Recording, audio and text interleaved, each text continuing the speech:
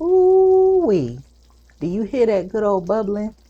So listen, what I'm gonna make real quick is some cute steak and gravy. This is real easy, simple, quick. So the first thing I'm gonna do is start off with some fresh minced garlic because I mean it's really not a recipe if it ain't got no garlic in it, okay? So then I'm gonna go ahead and slice up some yellow onion. Now as far as the cube steak seasoning goes, I'm gonna keep it simple. I'm going to use Worcestershire sauce. Don't laugh at me. I tried to pronounce it best as I could. Some onion powder, some garlic powder, some black pepper, and some fine sea salt. I want to be a little bit generous with the seasoning because it is meat. And I'm going to flip it over and I'm going to season it with those same season, Worcestershire sauce, onion powder, garlic powder, salt, and black pepper. Now for the flour mixture, I'm just going to use all-purpose flour and I'm going to put some complete seasoning inside that flour because is it really complete if it ain't got complete seasoning? I don't think so.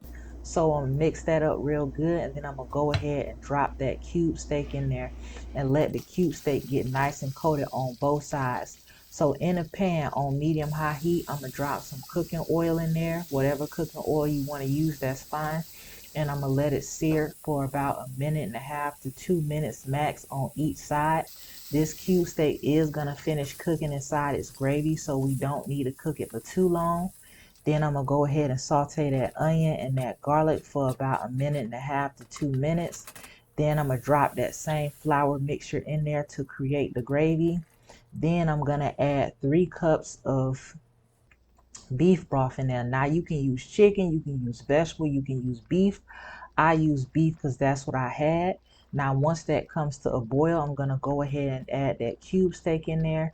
And I'm going to cover it up with a lid and I'm going to let that cook for about, I want to say about 10 to 15 minutes. I forgot to write down my end time, but I'm just going to ballpark it and say for about 10 to 15 minutes.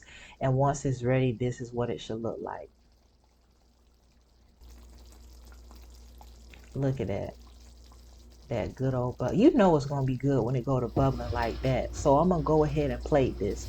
Now for my starch, I'm gonna use jasmine rice. You can use whatever you want. I like jasmine rice, so that's what I use. Then I'm gonna hit it with some extra gravy, and of course for a little razzle dazzle, you got to add the fresh parsley on there.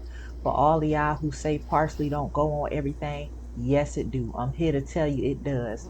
Now go ahead and read Psalms 118 and 24.